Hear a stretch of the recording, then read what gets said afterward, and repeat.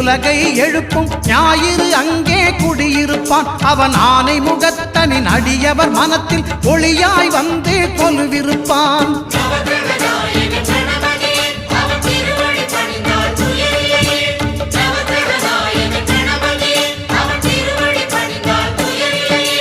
ஒன்பது கோளும் ஒன்றாய் காண அங்கு கற்பகம் என்னும் கடவுளின் மெய்யில்